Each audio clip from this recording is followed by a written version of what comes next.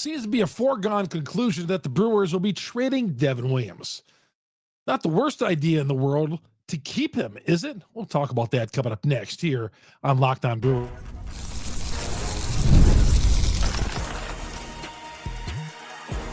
You are Locked On Brewers, your daily Milwaukee Brewers podcast. Part of the Locked On Podcast Network, your team every day. Hope you all had a great holiday. Had a chance to go out to Scottsdale a little bit, did a couple of shows out there. Good to have you along here. And as I was thinking of my flight back, what I was going to talk about today, and all the possibility, and I'm reading all the rumors regarding Devin Williams, with keeping Devin Williams with the Milwaukee Brewers, keeping a strength even stronger. The Brewers, one of the backbones of their team has been the bullpen.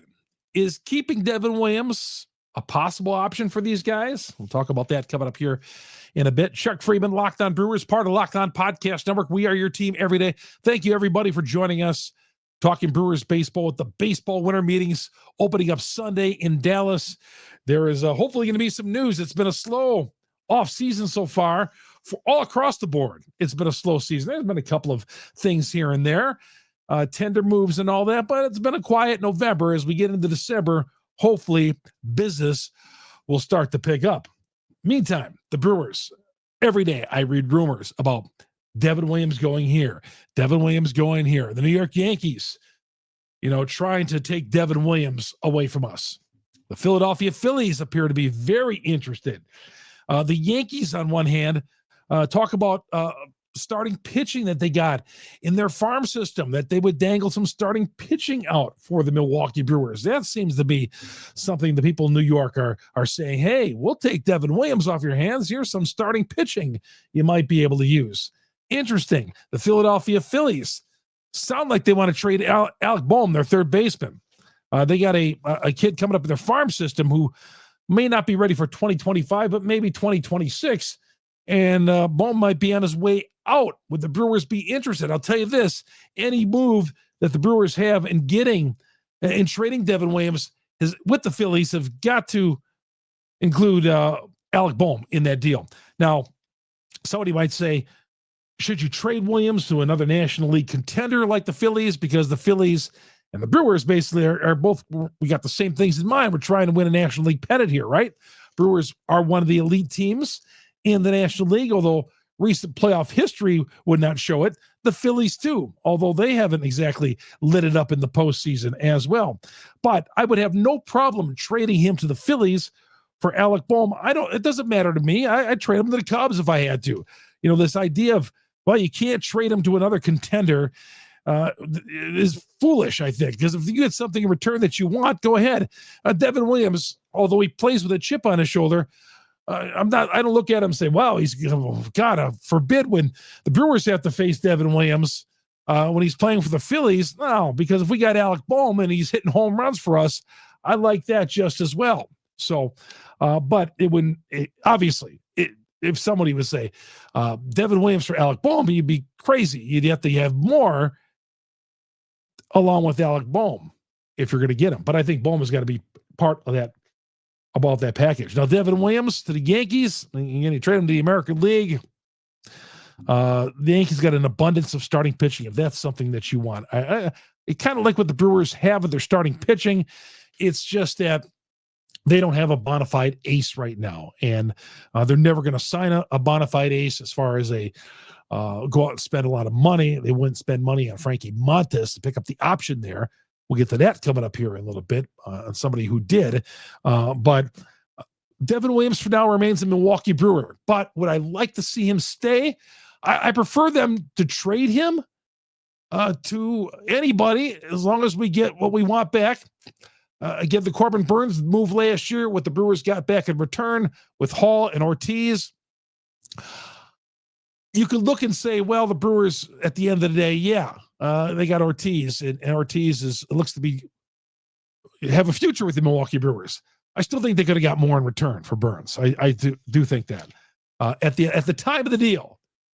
Okay, it's like when the Packers got Brett Favre from Atlanta. They traded a first-round pick for Favre with Atlanta. Obviously, you trade 10 first-round picks for him now, But at the time, you're saying you trade a first-round pick for Brett Favre, who can't even is a third-string quarterback in Atlanta.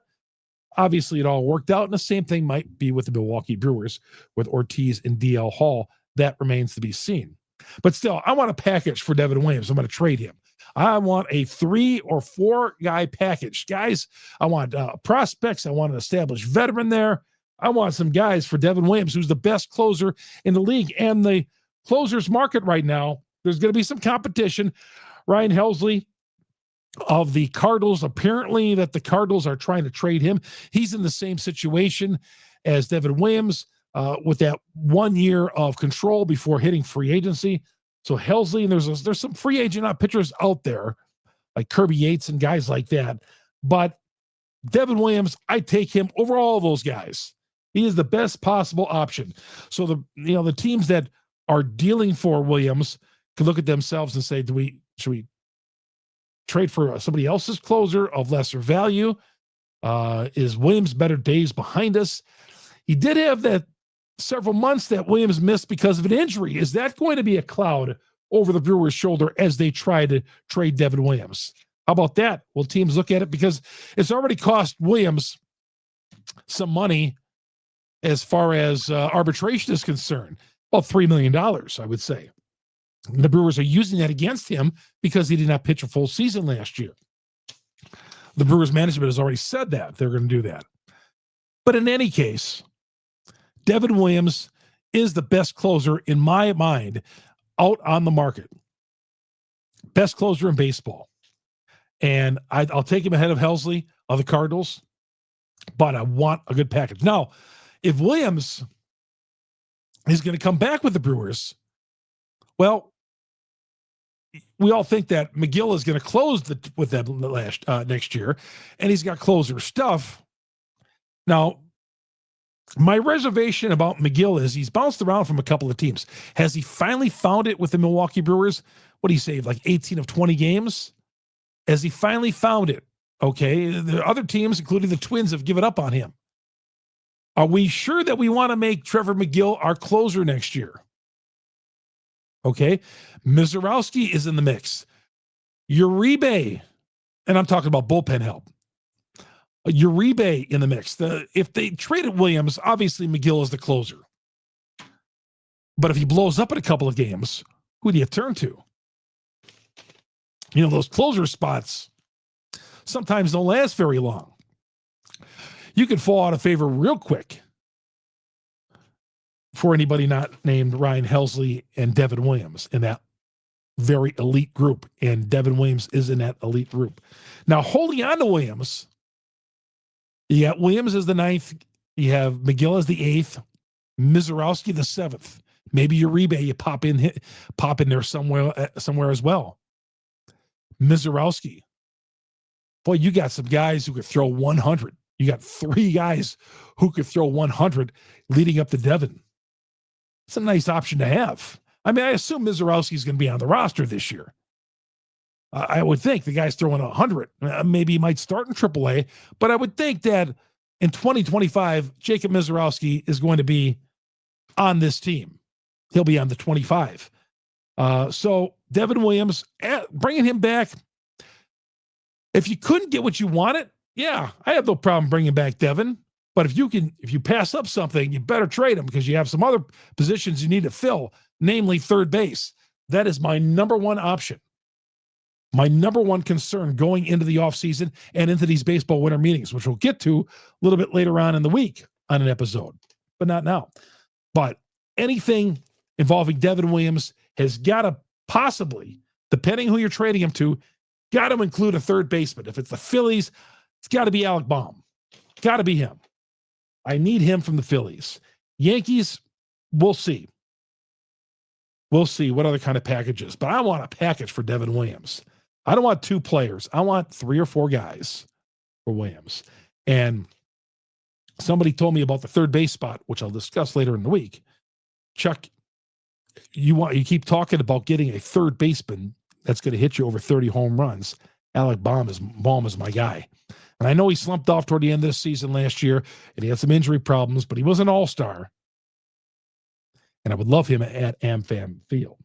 So Oh, and by the way, speaking of the Yankees, they're also interested in Adames, like 6 years, 177 million. Shocking that they're in love with Adames.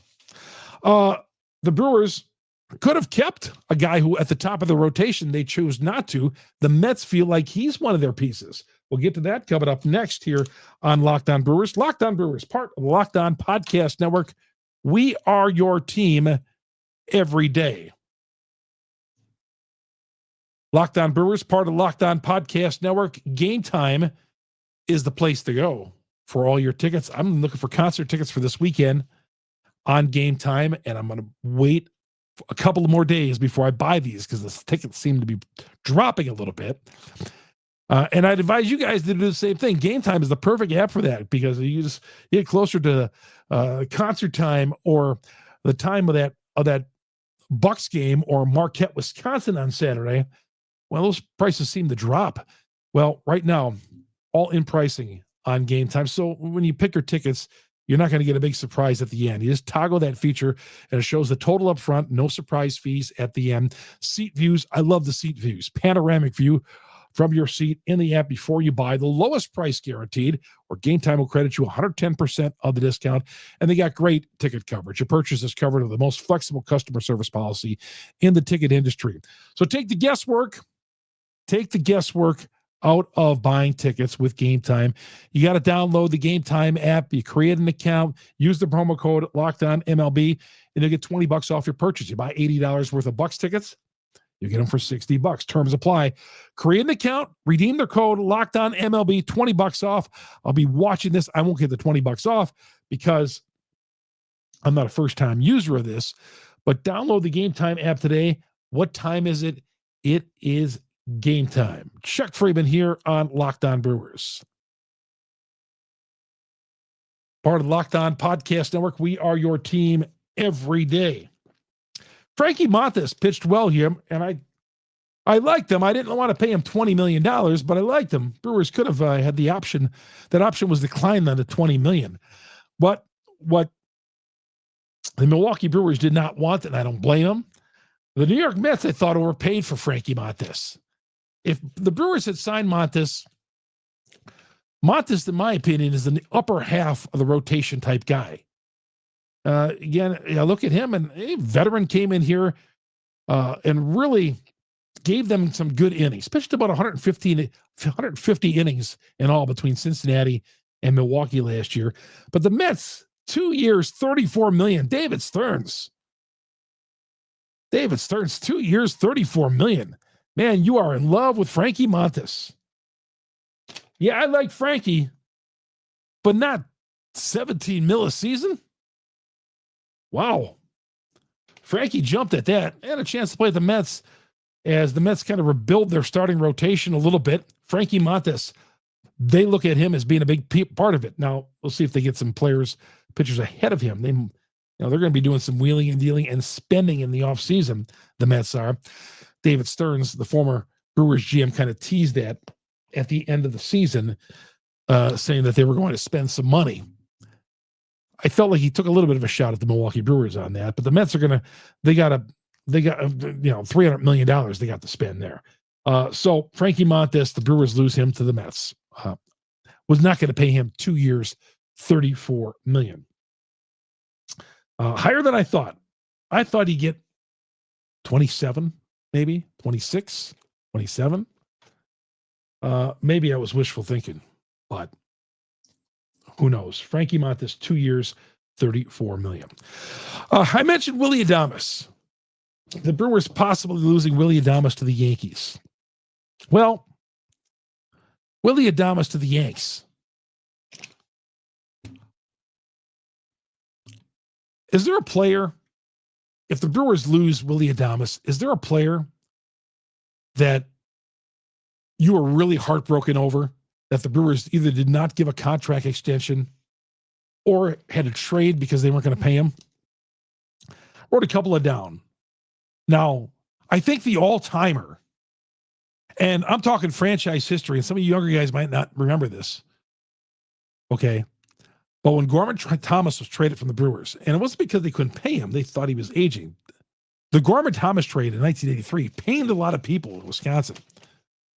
The Brewers saw his numbers slumping, and they traded him for Rick Manning. Now, that wasn't financially done. That wasn't for any financial reasons or whatever. But that was one trade, I think, that really cut the hearts out of a lot of Brewer fans in the 80s when they traded Gorman. He was a fan favorite. People loved him. Gorman lives in Milwaukee now. You see him around. But guys who were going to make too much money and they weren't going to pay him. To me, it's Paul Molitor back in 1993. It was this time of the year, 1990, 31 years ago. The Brewers had tendered him a contract.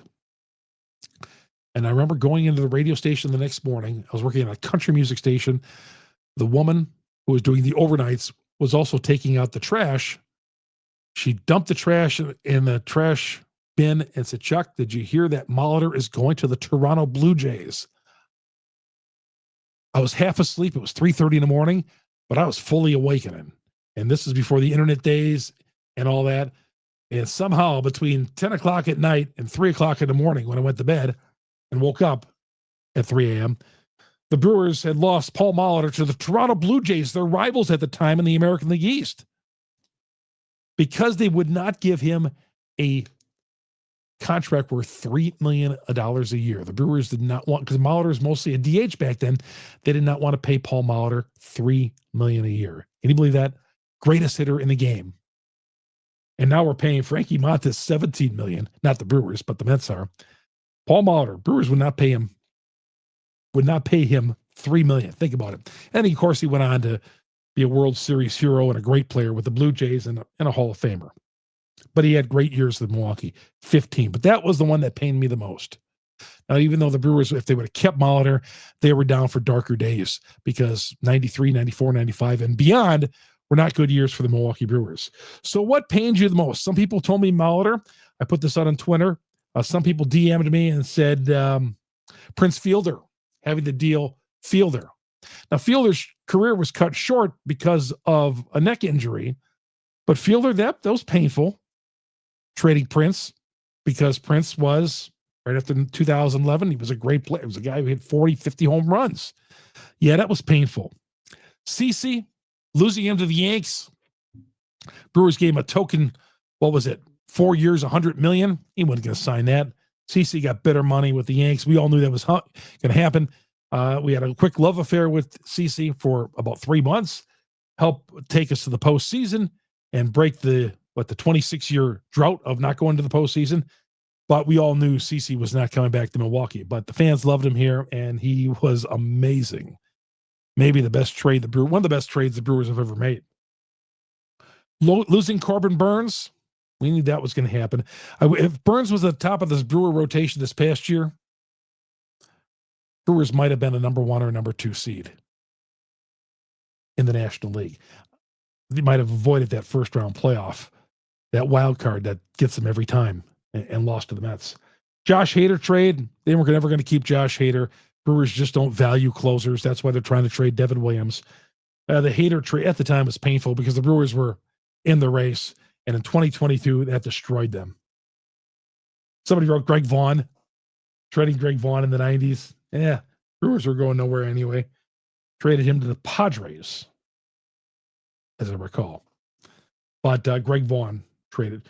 The Sheffield trade, Sheffield wanted out of here. Gary Sheffield, he wanted out of Milwaukee. It just was not a good fit.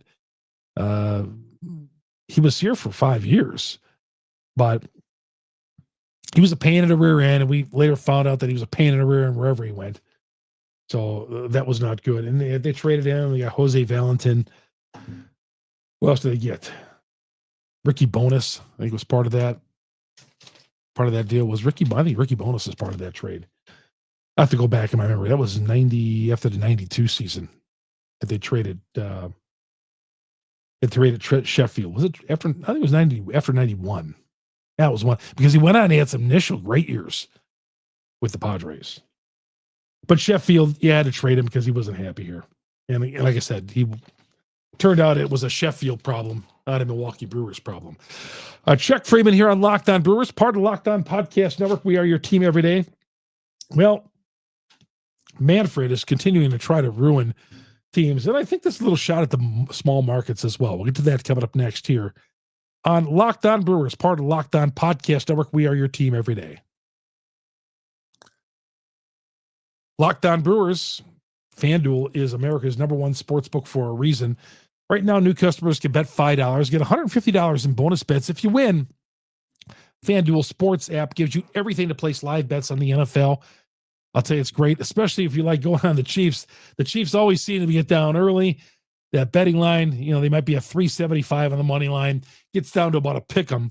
And what happens? Now they always find a way to win with Harrison Butker kicking a game-winning field goal. So you get a hunch in the middle of the game like I've been doing with the Chiefs or whatever team you like. Check out their latest stats. View the live play-by-play on FanDuel. So much more on the same page where you place your bets. Visit FanDuel today, and I'm telling you, their live plays are the best thing going. You view the play-by-play, all that right there, the latest stats, so you can make an educated guess. Start with $150 in bonus bets. That's a great way to start. You win your first $5 bet, you're going to get $150 deposited in your account pronto. That's FanDuel.com. FanDuel.com. Never waste a hunch. Make every moment more with FanDuel, the official sportsbook partner of the NFL. Again, their forte, in my opinion, is the live betting, the live plays, getting that hunch in the middle of the game. And again, what they'll have there is always ahead of the TV. So you can check out the live view of the play-by-play and get what you want on FanDuel, America's #1 sportsbook and the official sportsbook partner of the NFL. Chuck Freeman here on Locked On Brewers, part of Locked On Podcast Network. We are your team every day. I just noticed on my rundown of the show, I made a mistake. On today's show, it says a rundown. Happy trails, several return, Eric Haas, if you're watching us on YouTube. My mistake, I forgot to put up the new board for today. That is my error. But it would be a gross error if the Brewers and Major League Baseball would choose to have the golden at-bat. Now, it sounds like, I thought this was a joke at first. Rob Manfred, the commissioner, who's doing everything possible to ruin the game and tinker with the game. I don't like some of the rules. I don't have any problem speeding up the game. I do have a problem. I don't like the runner at second base rule in extra innings. I don't like that. But this one takes the cake.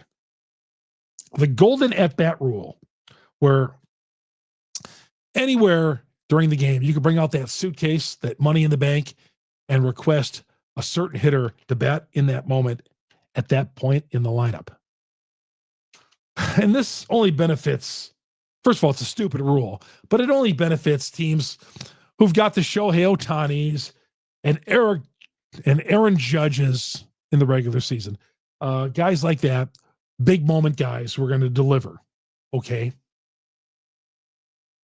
You could say Jackson Churio, but we're talking the Dodgers. It benefits the big markets who have the big stars, the Shoheis and all that, where you could put that guy at the plate, bases loaded, bottom of the ninth inning in a tie game, and you could have Shohei at the plate for you. God, does that benefit a team like the Dodgers? I hate that rule. Not only is it ridiculous that we're trying to destroy baseball history here, the golden rule, the golden at-bat. The golden at-bat is a dumb idea. I hope. I mean, we're not getting that bored with baseball out there, fans, that we got to do this and have Shohei Ohtani bat in the bottom of the ninth inning against the Milwaukee Brewers at Dodger Stadium. We're going to put him because we're going to use the golden at-bat right there. I think that rule stinks. And yeah, and it goes against every small market out there, like the Milwaukee Brewers, the Reds, teams like that, because we don't have that $10 billion at-bat in the middle of our lineup that we could use. But the Dodgers and the Yankees and the Phillies, they have all those kind of players, but the Brewers don't.